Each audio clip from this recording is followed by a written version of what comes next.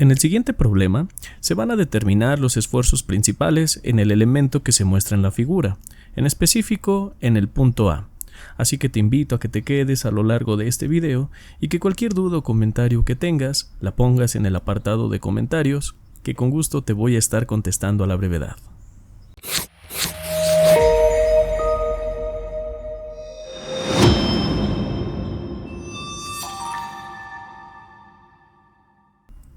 Como se puede apreciar en la figura, se cuenta con una viga la cual está empotrada en el lado izquierdo y tiene un apoyo en el lado derecho, el cual es de rodillo. Eso quiere decir que solamente genera una reacción. También se puede apreciar que se tienen dos puntos de análisis y se tienen dos cargas. Para dar inicio con este problema, primero es importante hacer un corte en donde se van a obtener los esfuerzos principales. En este caso se va a hacer en el punto A. Por lo tanto, se va a hacer un corte más o menos así como se muestra en la pantalla. Hay algo muy interesante de mencionar aquí, y es que, como se puede apreciar, la fuerza de 20 kN se encuentra sobre el corte. Y es que aquí hay un conflicto, con base en videos anteriores que les he dicho. ¿Y cuál es? Yo les he mencionado que cuando se va a hacer un corte para analizar u obtener las cargas en una sección, los cortes nunca se deben de hacer sobre la aparición de alguna carga o sobre un cambio de sección. En este caso, si ustedes observan, el corte quedó justamente sobre una carga. Esto generalmente no se debe de hacer. Sin embargo, las prestaciones de este problema lo permiten y así es como lo vamos a hacer. Bueno, corrijo, no es que nunca se deba de hacer así, sino que no se recomienda hacerlo así. Sin embargo, lo vamos a hacer y se van a dar cuenta cómo vamos a llegar a la solución correcta sin mayor problema. Una vez dicho esto, entonces, como la carga quedó sobre nuestro corte, no la vamos a considerar. Hay que recordar que solamente se consideran las cargas a la derecha o a la izquierda del corte, pero no sobre el corte. Así que prácticamente, como quien dice, se tiene la carga de 10 kN como carga externa. Es importante también hacer un diagrama de cuerpo libre, ya que como se puede apreciar, este apoyo de rodillo que se tiene aquí, pues va a generar una reacción, a esta reacción únicamente se le va a llamar R.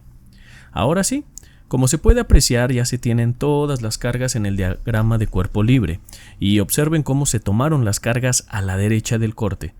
Si alguien quisiera tomar a la izquierda del corte y dijera, profesor, no hay ninguna carga, en realidad sí la hay. Hay que recordar que en el empotramiento se va a tener un esfuerzo, una carga cortante, se va a tener un momento flexionante y como reacción a esta de 10 kN se va a tener una carga normal. Entonces, si quieren considerar las cargas a la izquierda, deben primero obtener las reacciones. Por tal motivo, yo voy a considerar las cargas a la derecha. Y ahora sí, ya que se tiene el diagrama de cuerpo libre, pues se va a proceder a determinar la carga R. ¿Y cómo se va a hacer? Para ello, se va a hacer una sumatoria de momentos y no tienen letras como tal nuestra viga. En realidad le vamos a poner que en este extremo se va a llamar A minúscula y en este otro extremo le vamos a llamar B minúscula, solamente para identificar algunos sectores espaciales en esta viga. Así que en este caso se va a tener que la sumatoria de momentos en A minúscula va a ser igual a 0, porque el elemento se encuentra en equilibrio, y se va a decir que los momentos que vayan en esta dirección van a ser positivos. De este modo, entonces, se puede apreciar que si se saca momento en este punto, pues se va a multiplicar cada una de las cargas que aparecen por la distancia respectiva. Vamos de izquierda a derecha, y si este es el caso, se observa que la primera carga es la de 20 kN. Entonces, se va a considerar la de 20 kN, y se va a multiplicar por el brazo de palanca, que como se puede apreciar, es de 2 metros. Por cierto, probablemente ya estás confundido diciendo ¿y cómo estamos considerando esta carga de 20 kN cuando dijo que no la vamos a considerar al final? La respuesta es la siguiente. Cuando se obtienen las reacciones en un elemento, se consideran todas las cargas. Es más, me atrevería a decir que quizá fue un error adelantarme y poner esto. Para sacar el momento, o más bien para determinar todas las cargas, es lo primero que se debe de hacer. Entonces, para esta sumatoria de momentos se deben de considerar todas las cargas involucradas. Solamente que me adelanté un poco. Sin embargo, nada más recuerden que para el tema de estos momentos se utilizan todas las cargas y posteriormente se pone el corte. El corte lo voy a dejar de momento ahí, hagan caso omiso, no lo necesitamos todavía. Ahora, la siguiente carga que genera momento es R. Como se puede apreciar, R gira en sentido positivo, porque 20 kN gira en sentido contrario a mi signo positivo. Eso quiere decir que esto le vamos a poner un signo negativo. Después se va a tener que es más R por el brazo de palanca. Y se puede apreciar que el brazo de palanca de R son 4 metros. Por último, la carga de 10 kN. El detalle con esta carga es que recuerden que para sacar momentos, la fuerza tiene que ser perpendicular a la distancia. Y si nosotros pudiéramos trazar una trayectoria justamente colineal a esta carga, vean cómo esta carga pasaría justamente por el punto donde se están sacando momentos. Por lo tanto, el brazo de palanca tendría que ser de 0. Así que, sí, esta carga no genera momento. Y como ya no hay más cargas, entonces se va a decir que todo esto es igual a 0. Y listo. Ahora, de aquí se puede despejar fácilmente R. Y R va a dar un valor de 10 kN. Ya se tiene la reacción y ahora sí, se puede proceder a darle solución a este problema en el punto A. ¿Cómo es que quedaría el problema en el punto A? Quedaría de la siguiente forma. Como pueden apreciar, pues prácticamente vamos a poner las reacciones del lado izquierdo de nuestro corte. Cada una de estas fuerzas genera una reacción. ¿Y qué creen? Que cada reacción nos va a generar un esfuerzo. Así que si ustedes ahorita todavía no alcanzan a detectar que hay un esfuerzo normal, un esfuerzo cortante y una flexión, no se preocupen, ahorita con las reacciones solitas van a salir. Así que bien, si ponemos las reacciones en el lado izquierdo del corte, podemos apreciar que se tiene una carga externa de 10 kN, la cual se dirige hacia la izquierda. A modo de reacción se pone una carga hacia la derecha, que también va a ser de 10 kN. Observen cómo las direcciones están invertidas. ¿Por qué? Porque esta es una reacción. Lo mismo va a pasar con R. Como se puede apreciar, R va hacia arriba, entonces se va a poner una reacción hacia abajo. Y a esta reacción, pues también se le va a llamar R. O se le podría llamar R' como ustedes gusten. Ya lo habíamos mencionado en videos anteriores. Cuando una carga no es colineal al eje neutro, es decir, vean cómo esta carga sí es colineal al eje neutro de la viga. Por aquí vendría la dirección de esa carga, pero R no. Y cuando una carga no es colineal al eje neutro, nos va a generar un momento. Entonces, esta carga R va a girar o va a generar un momento en esta dirección, es decir, en un sentido antihorario. Por lo tanto, va a ser necesario contrarrestar ese momento a través de su reacción en sentido horario. Observen, el momento viene así, la reacción tiene que venir en sentido contrario. Y ahora sí, observen cómo ya se cuenta con todas las reacciones en el elemento. Ahora, lo que se tiene que hacer es obtener el esfuerzo dependiendo de cómo esté actuando la fuerza o la reacción en el plano. Les pongo un ejemplo. Se puede apreciar que esta carga de 10 kN es perpendicular a nuestro plano de corte. Ya se había mencionado que cuando una carga es perpendicular al plano, se va a tener un esfuerzo muy particular que se llama esfuerzo normal o esfuerzo axial, y se representa como P entre A. Y le voy a poner sigma 1 porque probablemente va a haber más esfuerzos normales. Si nosotros sustituimos los valores de P entre A, se puede apreciar que la carga que está produciendo ese esfuerzo, pues es la carga de la reacción, que es de 10 kN, que para estos fines lo vamos a expresar en newtons como 10.000 newtons. Y después esto se va a dividir entre el área. Como se puede apreciar, la sección transversal aquí se muestra y se va a tener que es la base de 100 milímetros por una altura de 200 milímetros. Y ahora sí, como pueden apreciar, aquí ya está el esfuerzo que al darle solución va a dar como resultado 0.5 megapascales.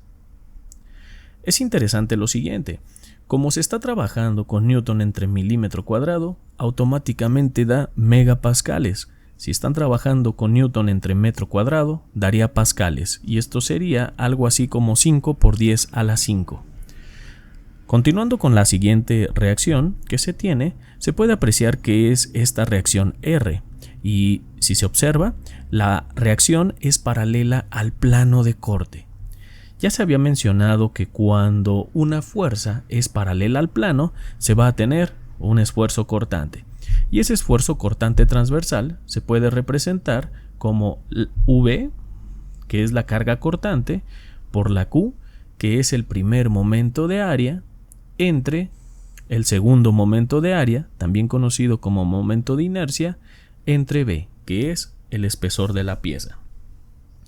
Este lo vamos a dejar de momento así y vamos a pasar a la tercera reacción. En la tercera reacción que se tiene un momento flexionante y claro, un momento flexionante va a generar como resultado un esfuerzo de flexión. Y ese esfuerzo de flexión es representado como M por C entre I, donde M es el momento, C es la distancia del eje neutro al punto de análisis e I es el momento de inercia. Así que aquí sí podemos sustituir de una buena vez los valores. Por ejemplo, se va a sacar el momento que es fuerza por distancia. ¿Qué fuerza está produciendo este momento? Como recordarán, lo que produce el momento era la fuerza R, la fuerza de reacción. Y esa fuerza de reacción tiene un valor de 10 kilonewtons. Por lo tanto, se va a poner los 10.000 newtons, que es la fuerza de reacción, pero para que esto sea momento, se debe de multiplicar por la distancia. Y la distancia al corte se puede apreciar que son 2 metros. Pero como se está trabajando con milímetros, pues se van a poner que son 2000 milímetros. Hasta aquí, ingenieros, lo único que se cuenta es con un momento, fuerza por distancia. Ahora, es importante multiplicarlo por la C, que es la distancia del eje neutro al punto de análisis. Y este eje neutro de la viga pasa más o menos por aquí. Entonces, como pueden apreciar, la distancia que hay del eje neutro al punto de análisis, que es esta distancia que se tiene, es de 100 milímetros. Por cierto, creo que no les dije, pero estamos obteniendo los esfuerzos apenas para A. Por lo tanto, ya vimos que la distancia del eje neutro al punto de análisis son 100 milímetros. Y esto se va a dividir entre el momento de inercia, que como recordarán, en una sección rectangular es un doceavo de la base, que en este caso la base es de 100 milímetros, por la altura al cubo, y la altura es de 200 milímetros, y esto va a ir elevado al cubo. Y ahora sí, M, C entre I. Y si se hacen las operaciones, se va a obtener un resultado de 30 megapascales. Ahora bien, vamos a regresar al esfuerzo cortante. ¿Por qué lo dejamos pendiente? Porque si se analiza el punto A, se puede apreciar que el punto A está en la superficie, y ya se ha mencionado en videos anteriores que cuando el punto se encuentra en la superficie, justamente este primer momento de área se hace cero y por lo tanto todo el esfuerzo se va a hacer cero. Así que nuestro esfuerzo cortante es de cero. Si tienes dudas de cómo o por qué se hace cero este esfuerzo cortante y quieres ver más a detalle cómo funciona, te invito a que veas el video que aparece en la descripción llamado primer momento de área. Y de este modo se da una explicación exhaustiva de en qué casos esta Q, que es el primer momento de área, se hace cero. Por ahora vamos a continuar con el video. Más adelante puedes continuar tú con este video, pero sí te invito que si no sabes de dónde sale este cero, te invito a que veas ese video y que regreses para continuar, para que todo vaya quedando muy claro. Así que listo. Ahora nada más es necesario definir los signos de cada uno de los esfuerzos, porque al tener 3 reacciones, eso indica que se van a tener 3 esfuerzos únicamente, y ya se han determinado. Ahora, los signos. Para sacar el signo de un esfuerzo normal, ya se había mencionado anteriormente que cuando la flecha, es decir, la fuerza, entra al plano, se dice que se tiene una compresión. Entonces se va a tener que es negativo. También otra cosa, con los esfuerzos de flexión, pues cuando salen del punto de análisis son positivos y cuando entran al punto de análisis son negativos. Y si no saben a qué me refiero, vamos a poner esta reacción de momento, yo la podría poner aquí justamente en la sección. Observen cómo estoy respetando la dirección. ¿Y qué pasa? Que podemos apreciar que este momento está saliendo del punto A y está entrando a un punto que está en la superficie, que pudiera ser un punto C, pero no está identificado. Entonces, como está saliendo del punto A el momento, eso quiere decir que el esfuerzo de flexión está a tensión. Y ahora sí, como se están pidiendo determinar los esfuerzos principales, ¿qué se tiene? Pues podríamos aplicar círculo de Mohr, podríamos aplicar también la ecuación de transformación de esfuerzo, pero en este caso, como solamente se tienen esfuerzos normales, pues prácticamente vamos a obtener directamente los esfuerzos principales. Vamos a ver a qué nos referimos. Primero, vamos a obtener el estado de esfuerzos, y el estado de esfuerzos es la sumatoria que hay entre esfuerzos normales y esfuerzos cortantes, y lleva la dirección perpendicular al plano de corte. Si suponemos que estamos en el plano XY, eso quiere decir que nuestro estado de esfuerzos va a llevar la dirección X, que es perpendicular al plano de corte, y se va a tener que es 30 megapascales correspondientes al esfuerzo de flexión menos 0.5 megapascales correspondientes al esfuerzo normal. Y esto desde luego queda como resultado 29.5 megapascales. Quería llegar a este resultado porque es muy importante lo que voy a decir a continuación. Por cierto, el esfuerzo cortante se hace cero, ya que no tenemos ningún esfuerzo cortante. Si ustedes revisan la solución del libro, les dice que la solución no es de 29.5, sino de 30.5, o mejor dicho, menos 30.5. ¿Qué es lo que está pasando en el libro y por qué a nosotros nos está dando este resultado? En el libro consideran que este esfuerzo de flexión es negativo, y entonces ahora sí, menos 30 menos 0.5 da menos 30.5. Pero eso es totalmente incorrecto y les voy a comprobar por qué. Si nosotros imaginemos que vamos a exagerar la deformación de flexión de la viga, si exageramos esa deformación de flexión, nos daríamos cuenta que vamos a tener en la viga una flexión así. Así lo pueden ver ustedes. Se está flexionando, está exagerada la deflexión, pero solamente así lo vamos a poder ver. Por lo tanto, ¿por qué la viga se deformó de esta manera? Porque hay una fuerza en la parte de abajo que la está aventando de esta forma. Ahora bien, si tuviéramos una cinta métrica, vamos a empezar por lo más fácil. Esto se ve de inmediato. Si tuviéramos una cinta métrica, ingenieros, y pudiéramos medir el arco que se forma en la parte de abajo y el arco que se forma en la parte de arriba, nos daríamos cuenta que el arco que se forma en la parte de abajo es mayor y este es ligeramente corto. Cuando nosotros tenemos una flexión de una viga, así como esta que se muestra por ejemplo, creo que es más que evidente cómo el arco es mayor en la parte de abajo y es menor en la de arriba. ¿Por qué? Porque justamente la parte de abajo, que es lo mismo que pasa aquí, se encuentra a tensión, mientras que la parte de arriba se encuentra a compresión. Recuerden que en los esfuerzos una tensión tiende a alargar el material y una compresión tiende a disminuir su longitud. Entonces, a simple vista, analizando este mismo caso, se puede apreciar que si el punto A se encuentra en la superficie de abajo, claramente se observa que va a estar a tensión.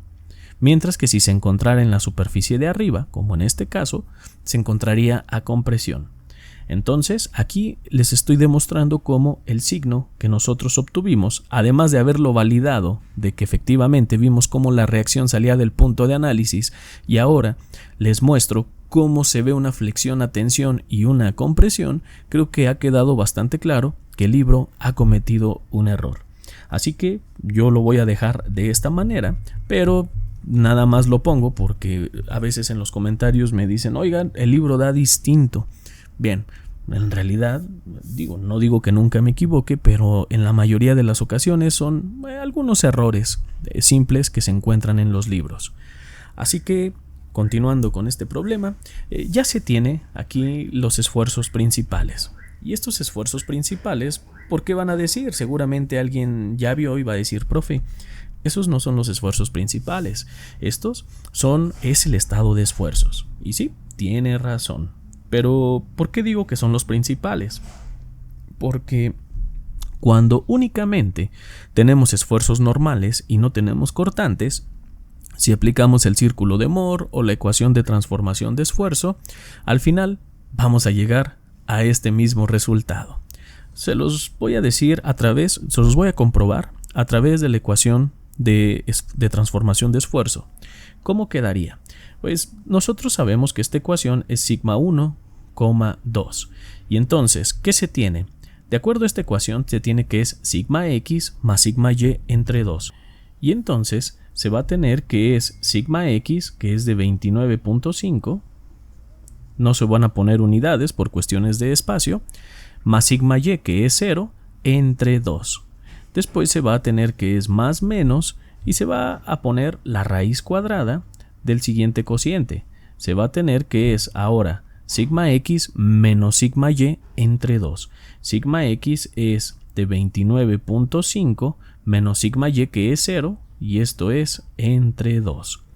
Esto se va a elevar al cuadrado más el esfuerzo cortante al cuadrado. Aquí tenemos el esfuerzo cortante xy, que es de 0 y que va elevado al cuadrado.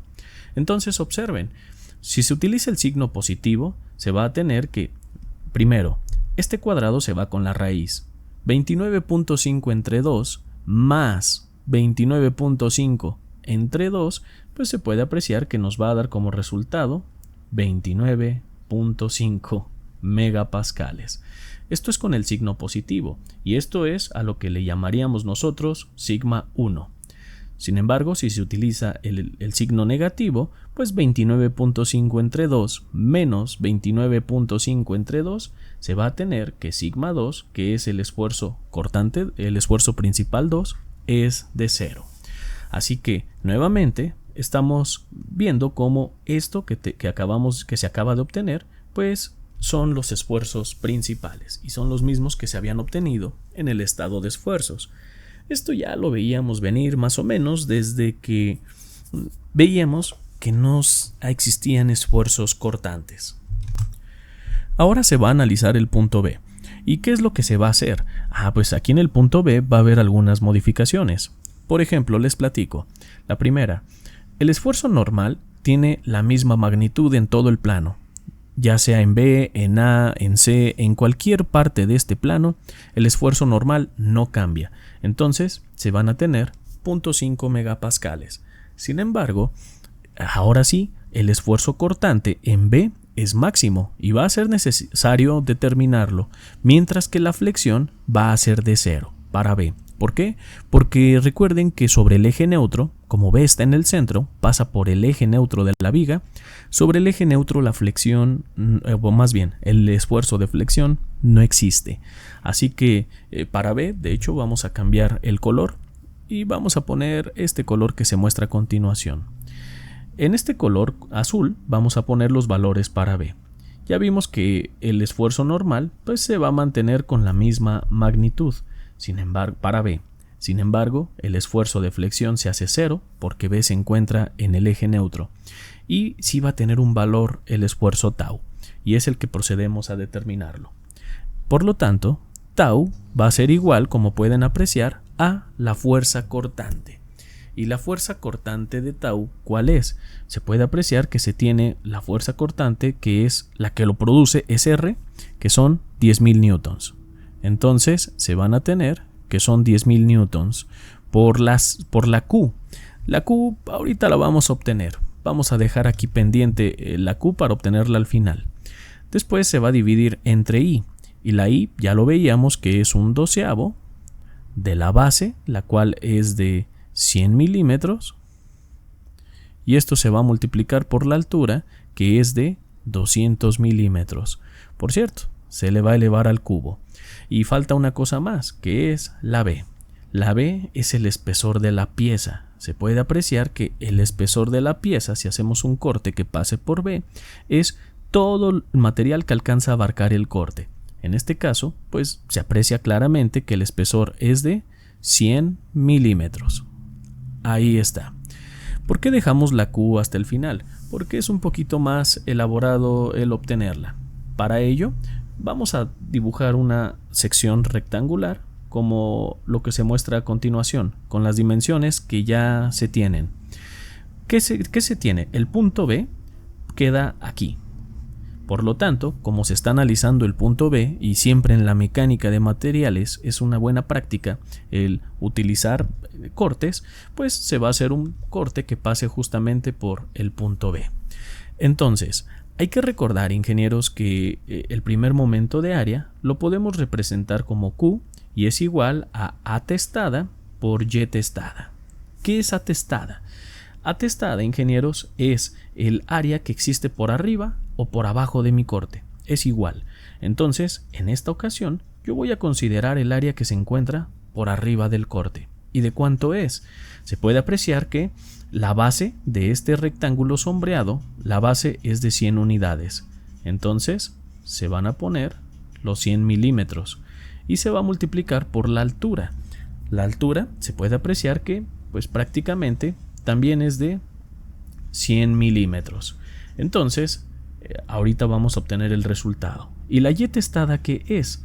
Pues la Y testada, ingenieros, es la distancia que hay del centroide de toda la figura, que se puede apreciar que el centroide de toda la figura, aquí está, justamente en el centro del rectángulo, al centroide, es la distancia que hay del centroide de toda la figura al centroide del área sombreada, porque este rectángulo sombreado, como pueden apreciar, está proyectando una área, y entonces esta área se encuentra aquí a la mitad. Este es el centroide de toda la figura y este es el centroide del rectángulo sombreado. La distancia que hay entre estos dos centroides es nuestra Y testada y se puede apreciar que, pues, al ser un rectángulo, se va a tener que la distancia que hay de aquí a este punto, si la altura es de 100 milímetros, pues la distancia es de 50 milímetros, porque se encuentra justamente a la mitad. Y entonces se va a tener que 100% va a dar un resultado de 10.000 y estos son milímetros al cuadrado. Ahora sí, continuando con la Q, se va a tener que la Q es atestada y esta atestada acabamos de determinar que es de 10.000 milímetros al cuadrado y se va a multiplicar por la Y testada que es de 50 milímetros. Observen cómo milímetros al cuadrado por milímetros nos va a dar como resultado milímetros cúbicos. Ya no alcanzo a poner al lado derecho el resultado, pero claramente se ve que son 50.000. Entonces vamos a regresar a la ecuación del esfuerzo y se va a poner el valor de los 50.000 que se acaban de obtener. Se van a tener 50.000 milímetros y esto va a estar elevado al cubo, a los milímetros únicamente. Y entonces, ahora sí, el resultado de ese esfuerzo cortante es de 0.75 y esto va a quedar como megapascales. Y ahora se proceden a obtener el estado de esfuerzos. Así que, como se puede apreciar, se tiene que en el estado de esfuerzos es la sumatoria de los esfuerzos normales. Para el punto B solamente se cuenta con un esfuerzo normal que es de 0.5 megapascales. También se hace la sumatoria de los esfuerzos cortantes y se puede apreciar que para B se tiene únicamente un esfuerzo cortante de 0.75 megapascales. Así que vamos a aplicar nuevamente la ecuación de transformación de esfuerzos para obtener los esfuerzos principales. ¿Qué es lo que se tendría entonces? Se va a tener que es sigma 1, 2 es igual a ¿qué? Es igual a sigma x más sigma y. Nuevamente, en este caso se tiene 0.5 únicamente. Por cierto, recuerden que era negativo porque estaba con presión. Entonces se puede poner aquí como negativo y aquí también lo vamos a poner como negativo. Esto se va a dividir entre 2. Sigma x más sigma y entre 2. luego se va a tener que es más menos y se va a habilitar la raíz para multiplicar ahora sigma x más menos sigma y entre 2. Aún así, vamos a tener que es menos 0.5 entre 2 y esto va elevado al cuadrado. ¿Por qué? Sigma x más sigma y, sigma x menos sigma y entre 2 es esto, porque no tenemos sigma y. Entonces es menos 0.5 entre 2. Después se va a tener el esfuerzo cortante elevado al cuadrado, que en esta ocasión se puede apreciar como este esfuerzo cortante es de 0.75. Y ahora únicamente resta hacer esta operación, por un lado con un signo positivo que va a dar el resultado de sigma 1 y por otro lado el signo negativo que va a dar el resultado de sigma 2. Y el resultado utilizando el signo positivo es de 0.54 megapascales. Mientras que si se utiliza el signo negativo, se va a tener un valor de menos 1.04 megapascales. Que por cierto, estoy viendo los resultados del libro en estos momentos y se puede apreciar que efectivamente el resultado es correcto. Solamente el primer inciso, como se ha mencionado, tiene un error de signo. El resto es totalmente incorrecto. Si tuvieron alguna pregunta, ingenieros, con este problema, los invito a que lo pongan en el apartado de comentarios. Intentaré contestarles lo más rápido posible. Con esto, ingenieros, damos por concluido todo lo que el problema estaba solicitando. Por lo tanto, te invito a suscribirte a este canal y ver cada una de las listas de reproducción que aparecen en él. Seguramente van a ser de gran utilidad en tu estancia como estudiante de ingeniería. Así que regálanos un like, comparte los videos y te deseamos mucho éxito. Que la fuerza te acompañe.